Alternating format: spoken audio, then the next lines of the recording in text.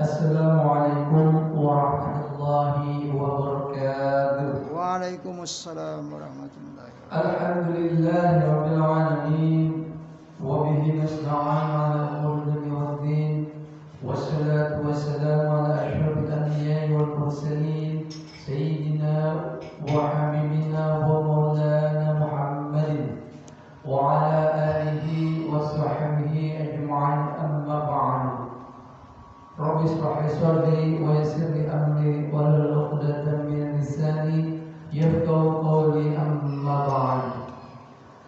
Syukur alhamdulillah senantiasa kita panjatkan kepada Allah Subhanahu wa taala atas karunia dan nikmatnya, terutama nikmat iman wal Islam, nikmat sehat walafiat serta panjang umur, juga nikmat kesempatan sehingga kita masih dapat melaksanakan kewajiban kita pada hari ini, yaitu melaksanakan sholat subuh secara berjamaah dan dilanjutkan dengan kajian. Salawat serta salam dan kita sanjungkan kepada baginda kita Nabi besar Muhammad sallallahu alaihi wasallam, keluarga, sahabat serta umat Islam yang istiqomah dengan sunnah-sunnahnya. Mudah-mudahan kita termasuk dalam yang mendapatkan syafaat baginda Rasulullah di yaumil qiyamah nanti. Amin ya rabbal alamin. Jemaah sholat subuh yang dirahmati Allah, kita akan melanjutkan kajian kita, yaitu syarah hadis pilihan Bukhari Muslim karena Abdullah bin Abdurrahman Al-Basam, dan yaitu hadis ke-90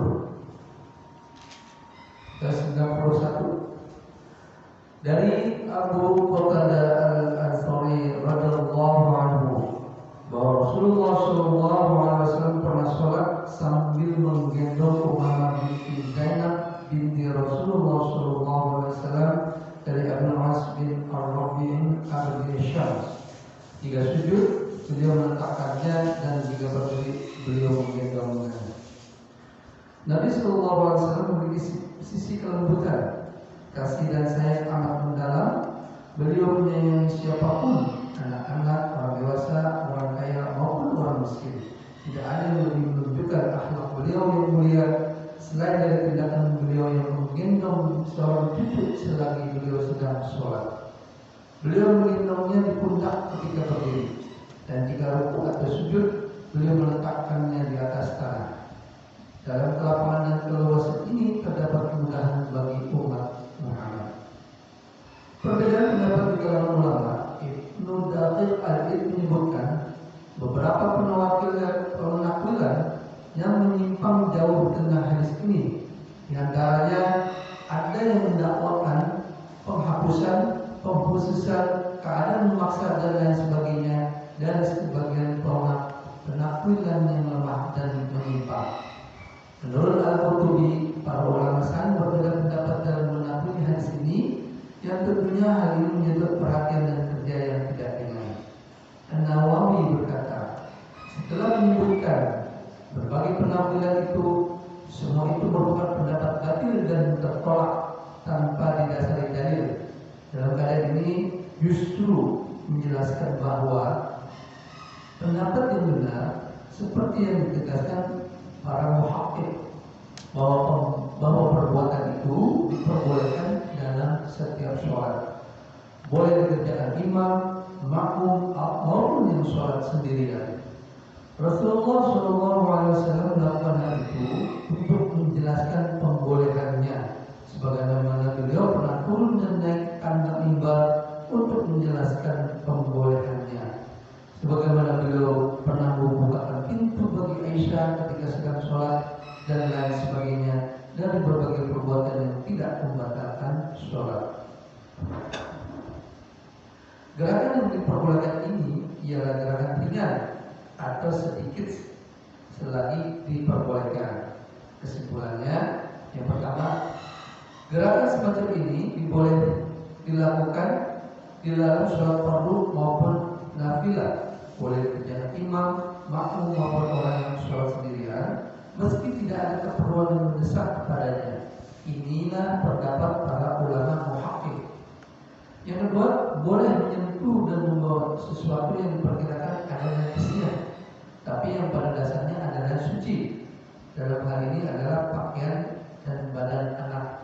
Yang ketiga, tawadu. Rasulullah SAW kelembutan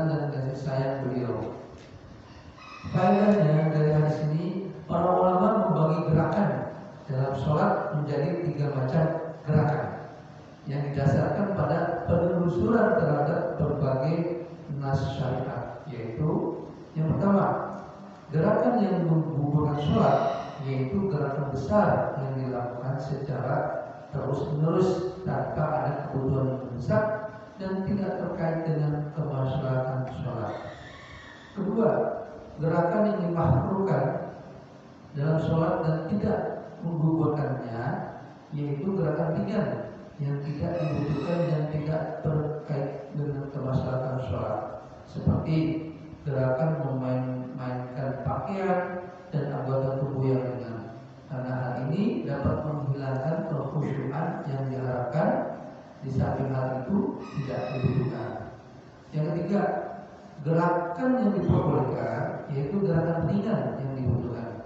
Boleh jadi inilah yang dikerjakan Rasulullah SAW dengan menggendong anak kecil itu naik mimbar dan turun lagi padahal beliau sedang sholat, atau gerakan beliau yang membukakan pintu bagi Aisyah dan lain sebagainya dari berbagai perbuatan yang memang diperlukan, yang sekaligus untuk menjelaskan pembolehannya.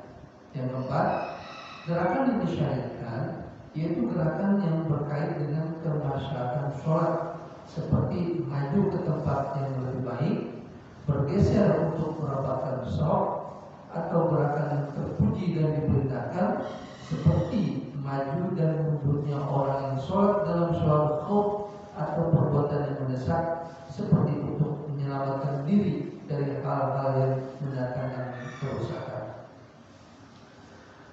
Satu lagi, hadis ke-92 dari Anas bin Malik radhiyallahu anhu, dari Nabi sallallahu alaihi wasallam, beliau bersabda, luruskanlah dalam sholat dan janganlah salah seorang di antara kalian membengkakkan kedua tangannya seperti anjing yang membengkak. Hadis ini bermakna Rasulullah SAW memerintahkan untuk lurus dalam sujud. Artinya hendaklah orang yang sholat dalam posisi yang baik ketika sujud dengan meletakkan kedua telapak tangan di atas tanah, mengangkat tangan dan memisahkannya dari lambung, karena sikap ini menggambarkan kesungguhan dan semangat seperti yang dituntut dalam sholat, sehingga dengan posisi ini membuat semua anggota sujud mendapatkan bagiannya dari ibadah. Namun beliau melarang membentangkan tangan ketika sujud, karena itu merupakan tanda kemalasan dan kebosanan. Di samping hal itu mengingatkan keadaan binatang yang paling menjijikan sehingga tidak layak untuk ditiru. Kesimpulannya, pensyariatan meluruskan badan ketika sujud seperti yang disyariatkan. Kedua, larangan membentangkan kedua tangan dalam sujud, karena itu merupakan tanda kemalasan dan menyerupai tubuhnya anjing, suatu penyerupaan yang tidak baik dan mendorong untuk meninggalkan sholat. Yang ketiga, dari sini juga dapat disimpulkan kemakruhan menyerupai perbuatan binatang, khususnya ketika melaksanakan ibadah. Disebutkan perintah untuk menyalahi hewan ketika sholat dari pembawa syariat. Beliau melarang menoleh seperti menolehnya serigala, melarang duduknya seperti duduk binatang buas, melarang mematuk seperti patukan burung, melarang memberi isyarat dengan tangan seperti gerakan ekor kuda, melarang mendorong seperti mendorongnya unta, dan lain-lainnya dari penyerupaan gerakan binatang, yang semua itu dilarang karena sholat merupakan munajat kepada Allah Subhanahu wa Ta'ala, sehingga harus dilakukan dalam keadaan yang paling baik dan utama. Demikian dua buah hadis, di mana hadis pertama menjelaskan, yaitu hadis ke-91, intinya adalah gerakan-gerakan sholat, di mana di dalam hadis itu menjelaskan ketika Rasulullah SAW sholat sambil menggendong cucu, ya, gendong cucu, ya, dia sambil sholat menggendong cucu. Dan di sini ada perbedaan ulama, apakah gerakan-gerakan sholat ini masih dibolehkan atau tidak. Jadi pada umumnya masih dibolehkan, dan memang ada beberapa poin gerakan-gerakan apa saja yang menggugurkan, yang dimakruhkan, yang diperbolehkan, bahkan yang disyariatkan. Di sini dijelaskan untuk gerakan yang menggugurkan itu gerakan besar yang dilakukan secara terus-menerus. Nah, ini menggugurkan sholat. Kemudian yang kedua, yang dimakruhkan, yaitu gerakan ringan yang nggak dibutuhkan. Nah, ini gerakan ringan yang tidak dibutuhkan ini seperti apa contohnya? Mudah-mudahan kita bisa memahaminya. Kemudian yang gerakan yang diperbolehkan yaitu gerakan ringan dengan seperti membuka pintu di dalam buku ini dijelaskan dengan menggendong anak kecil masih naik ke mimbar dan turun lagi padahal beliau sedang sholat. Jadi masih dibolehkan menjaga. Yang keempat, gerakan mensyariatkan, yaitu gerakan yang berkait dengan kemaslahatan sholat. Jadi mungkin di sini ketika ada saf yang kosong, kita bisa bergerak maju atau di depan kita atau bergeser ke kanan kita atau ke kiri kita untuk merapatkan saf. Nah, ini yang disyariatkan. Kemudian di hadis ke-92 yaitu tentang luruskan di dalam sholat. Termasuk gerakan sholat yang di dalam ini adalah sujudnya jangan menyerupai hewan, terutama hewan binatang anjing, karena gerakan sholat ini tidak baik menirukan untuk yang menirukan hewan. Sekali lagi, larangan membentangkan kedua tangan dalam sujud karena itu merupakan tanda kemalasan dan menyerupai duduknya anjing. Sesuatu penyerupaan yang tidak baik dan mendorong untuk meninggalkan sholat. Sekali lagi, karena sholat merupakan munajat kita kepada Allah, sehingga harus dilakukan dalam keadaan yang baik dan utama. Mudah-mudahan dua hadis ini memberikan pencerahan kita, terutama di dalam menjalankan sholat. Mudah-mudahan memang banyak sekali hal-hal yang perlu kita ketahui, terutama dalam gerakan apa yang harus dilakukan, dan ini sangat penting sehingga akan menambah sholat kita menjadi jauh lebih baik dan mudah-mudahan diterima oleh Allah Subhanahu wa taala. Amin ya rabbal alamin.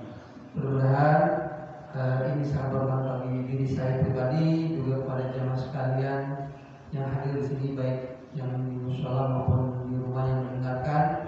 Alhamdulillah, insyaallah ini terus kita lakukan walaupun 1-2 hadis. Tentunya ini menjadi tanggung jawab kita bersama dalam menyampaikan. Lebih kurangnya wabillahi taufiq wal hidayah. Wassalamualaikum warahmatullahi wabarakatuh. Waalaikumsalam warahmatullahi wabarakatuh.